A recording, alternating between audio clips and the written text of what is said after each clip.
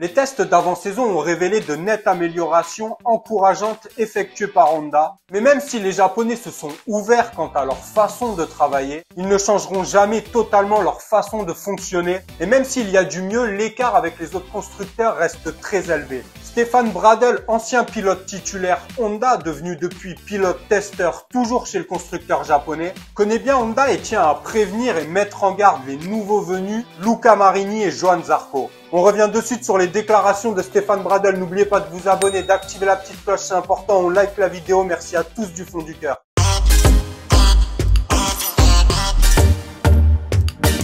Bon, on va pas revenir globalement sur les tests de Sepang, les tests de Qatar. On a vu beaucoup d'améliorations apportées et un net progrès effectué par le constructeur japonais. Donc des pilotes plutôt aux anges, en tout cas optimistes pour la suite, voyant que Honda redouble d'efforts et s'est enfin mis au travail afin de faire progresser la moto et de rattraper les autres constructeurs. Mais dans un autre temps, on a bien vu que les autres constructeurs justement ont aussi beaucoup travaillé, beaucoup progressé, les temps sont encore tombés et il y a toujours en fait autant d'écart finalement entre les constructeurs japonais Yamaha et Honda et les autres. Donc même s'il y a des progrès, des améliorations d'effectuer et d'apporter, finalement l'écart est toujours aussi grand. Après, les constructeurs japonais, on le sait, vont bénéficier d'avantages avec les points de concession, des avantages beaucoup plus importants que les autres. Donc ça devrait leur permettre, s'ils travaillent dans la bonne direction, de rattraper un peu l'écart. Pour Honda, on voit que ça bosse dans la bonne direction. Pour Yamaha, c'est encore un peu plus délicat. Ils cherchent toujours un peu la bonne trajectoire à prendre. Mais il y en a un qui est chez Honda depuis longtemps et qui tient à prévenir les nouveaux venus, c'est Stéphane Bradl, on le connaît bien,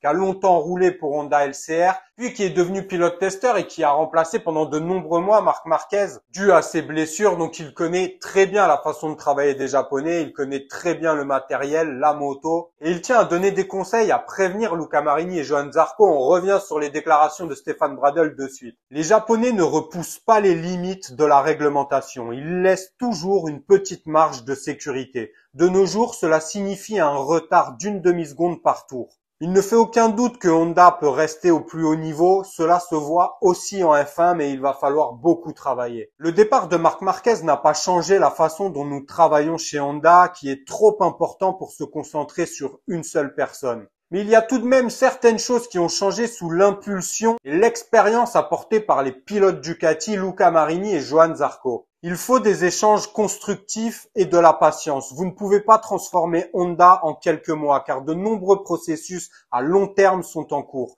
Luca sait de quoi il s'agit et fait du bon travail. Sa contribution, comme celle de Zarco avec son expérience chez Ducati, est importante pour Honda. Il leur faut faire preuve de patience. Tout est dit et je crois que les pilotes de toute façon en sont conscients en arrivant chez Honda. Ils connaissaient la situation du constructeur japonais.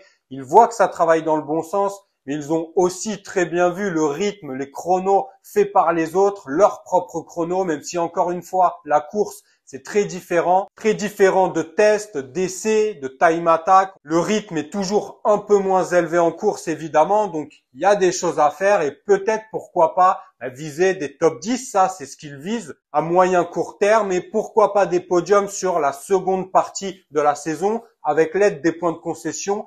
Pourquoi pas progresser et arriver à ce niveau-là? En tout cas, c'est tout ce qu'on souhaite à Johann Zarco comme aux autres pilotes. Et en plus de ça, le premier Grand Prix de la saison, c'est le week-end prochain. D'ailleurs, changement par rapport aux autres saisons, le débrief, je le ferai toujours en live maintenant, le lundi à 20h. On fera le débrief ensemble du Grand Prix qui aura eu lieu le week-end. Donc ce sera avec plaisir qu'on se retrouvera en live pour faire tous les débriefs. De toute façon, on se retrouve dès lundi pour une prochaine vidéo sur Vinson MotoGP. N'oubliez pas de vous abonner, d'activer la petite cloche, on like la vidéo. Prenez soin de vous, de vos proches, c'est le plus important. À lundi sur Vinson MotoGP.